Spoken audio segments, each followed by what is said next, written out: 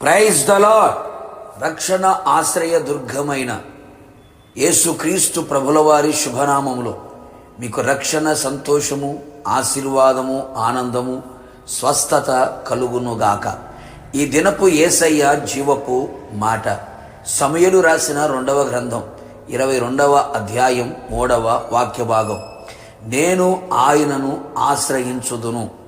యేసయ్య పాద సన్నిధిలో నిలిచి ప్రతి విషయములో ఆయన నామమున ప్రార్థన చేయుచు, ఆయననే ఆశ్రయించి ఆయన ద్వారా సమస్తమును పొందుచు, అన్ని విషయములలో ఆశీర్వాదమును అనుభవిస్తూ అనేకులకు ఆశీర్వాదకరముగా నిలిచి ఆయన కొరకు సాక్షిగా బ్రతుకుచున్న నా దేవుని ప్రియ దైవ జనాంగమా, యేసయ్య మనకు ఆశ్రయ దుర్గమై ఉన్నాడు.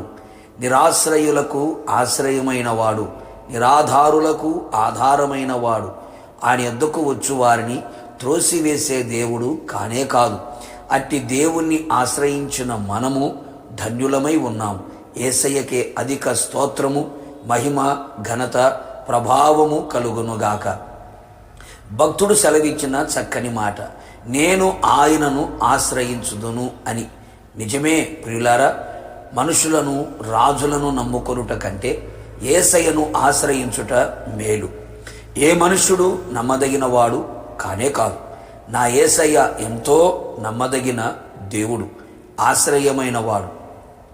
నా ప్రియ దేవుని బిడ్డ, నీ శ్రమలలో, బాధలలో, రోగములలో, ఇరుకు ఇబ్బందులలో, ఇక్కట్లలో, నిరాశలో, కన్నీళ్లలో, పలు విధములైన శోధనలలో, ఆపదలలో, మరణకరమైన పరిస్థితులలో, శత్రువు యొక్క బెదిరింపులలో, ఎలాంటి ప్రతికూలమైన పరిస్థితులలో ఎవరిని ఆశ్రయించిన ప్రయోజనము లేదు.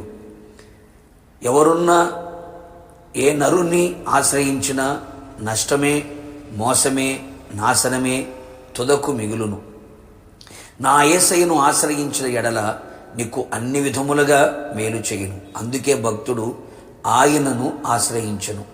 మనము కూడా ఆయనను ఆశ్రయమును కోరుదము. ఆయనను ఆశ్రయించు వారందరూ ధన్యులు. ఆయనను ఆశ్రయించు వారందరూ సంతోషించెదరు. ఆయన వారి దుఃఖమును, విచారమును, వేదనను, బాధను తొలగించును, ఆనందమును దయచేయును, వారి సంతోషమును కాపాడును. ఆయనను ఆశ్రయించు వారిని ఆయన విడిచిపెట్టేవాడు కాదు. అందరూ విడిచిన, మరచిన, దూరమైన, కనుమరుగైన ఆయన వారిని చెయ్యి విడవడు, ఒంటరిగా విడవడు, అనాథలనుగా విడవడు, వారితో కూడా ఉండును.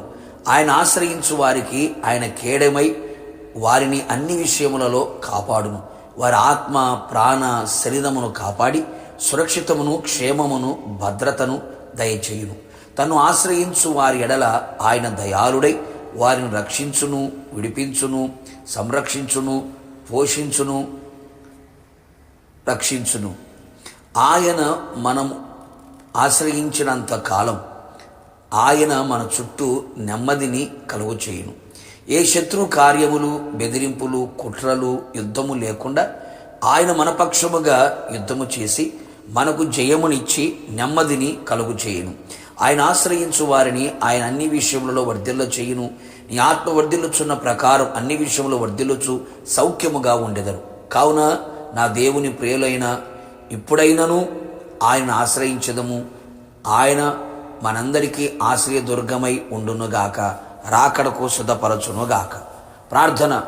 ఆశ్రయ దుర్గమైన యేసయ్య, నీ పరిశుద్ధ పాదములకు స్తోత్రములు. నీ ప్రియులందరూ మిమ్మల్ని ఆశ్రయించుచు ఉండగా, మిమ్మల్ని ఆశ్రయించు వారందరి ఎడల మీరు చేయదలిచిన కార్యములన్నీ కూడా వారి జీవితంలో మీరు చేయమని కోరుతూ ఉన్నాం. నిరాశ్రయులకు ఆశ్రయమైన వాడ, మీ కార్యములు వెల్లడి చేసి నీ విడల జీవితంలో ఊహకు మించిన ఘనకార్యములు జరిగించి నీ రాకడకు సిద్ధపరచమని, నిన్ను ఆశ్రయించు వారందరినీ నీ రాజ్యమునకు చేర్చుకోమని యేసు నామములో అడిగి పొందుకున్నాము తండ్రి, ఆమేన్. నిశ్చయముగా మీరును మీ కుటుంబ సభ్యులందరూ యేసయ్యను మాత్రమే ఆశ్రయించుదురు గాక, పరమునకు సిద్ధపరచబడుదురు గాక. God bless you.